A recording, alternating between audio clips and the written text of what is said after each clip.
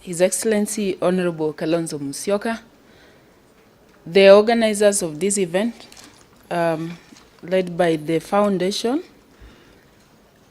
the leaders who are here, members of the diplomatic corps, wananchi wazalendo, good afternoon. God is good and all the time. Thank you. You see, the government spokesperson has already spoken on behalf of us all. And so not to run into those moments where we contradict each other, I'll try as much as possible to be just very brief. I look at the program. I was supposed to have been here in the morning. I want to apologize. I think there was a breakdown in the communication, so I want to apologize. But I would really have loved to have been here during the panel discussion so that we engage more and I get to field some of questions. The government spokesperson, you know you. One thing that you did not say, it is true, but there's some statements which I cannot confirm, and neither can I deny. However, one particular commonality that I know around that time was that we were young in the ODM movement during that many years ago. I don't know how many they are now. But I can also confirm that there was an opportunity to nominate some young people, and I was ahead of you on the nomination list to Parliament, but I think Baba loved you most and preferred you, and that's how I missed being in Parliament. So you should have said that. So you must always thank Baba because he went ahead, you know, for reason which I think he knew, but probably it was a better decision that he made because he knew we can always wait and get an opportunity. So I just want to take very few minutes from my subsector, which is MSME development, and just also offer some few insights on the theme, transforming a nation. I just saw something there, transforming a nation. For me, it's about transforming our pockets.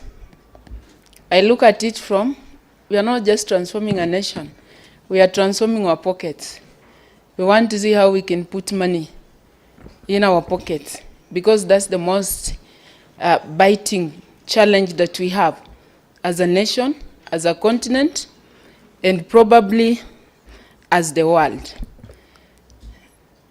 The reason why, for the first time, we are having renewed focus and attention on the MSME sector is because we have come to realize that the most biting challenge which we have, the challenge of young people, the unemployment of our young people, given that we are a young nation in terms of population, can only be solved if we enable that sector to grow, to expand, and to create jobs.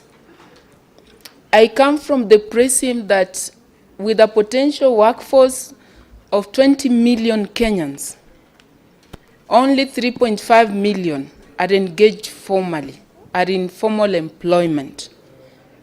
Out of 3.5 million Kenyans, only less than 1 million, between 950 to 1 million there, are in civil service.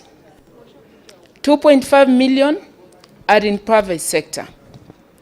To me, what does that means to us and to the government and to the people of Kenya is that we have no space left in the civil service to create formal jobs. The only space we have is in the private sector. How do we crowd in our population, especially at the bottom of the economic pyramid, into the MSME space and therefore expand the private sector to create for us those jobs that we are yearning for our young people? That's why am here as the founding PS for this subsector, the micro, small, and medium enterprise development, to make sure that when you wake up in the morning, we have to bring all actors on board. And when we say all actors, I came in here when people are talking about Tanga government. It's not a Tanga government, it's a Kenyan government. It's a Kenyan government that is promoting and championing the interest of the Kenyan people, which bears on economic prosperity, economic development. So what are we doing in that space? For the first time since independence, we now have a home where we can coordinate the sector. And I must applaud the various players in the sector, development partners, private sector. There's quite a lot that has been happening. Unfortunately, all of us have been operating in silos. I know since independence, a lot of funding has gone to try and promote entrepreneurship, the culture of entrepreneurship among Kenyans. But the challenge is everybody does their own space, so we keep on, duplicating efforts. And when you duplicate efforts, there's not so much results and impact that we can see. So we are there to coordinate that sector of MSME to make sure that we can leverage on all resources from all actors. And in these actors includes even those who are in opposition. Because I have never seen, and because I was in opposition one time, still our rallying call in opposition, in ODM, was how do we promote economic development among our people. So time has come where all leaders have to come on table, and I'm happy that this forum has also invited the chair, the co-chair of the dialogue which we are having. And I think as we invite them, what the Kenyan people, what I want as a key player now in the MSME subsector will want to see is to see to it that all our conversation are geared towards creating opportunities for our young people, for our women, and for the people of this country, who majority of them are at the bottom of the economic pyramid. My second point is that there is no corner of this country that has no economic value. There is absolutely no corner. And if you had any doubt, the most significant outcome of corona pandemic was that if you give individuals, even indigenous people, an opportunity to come up with solution, they will come up with solution. That's why if you look at Africa, some parts of Africa were not heavily affected or critically affected compared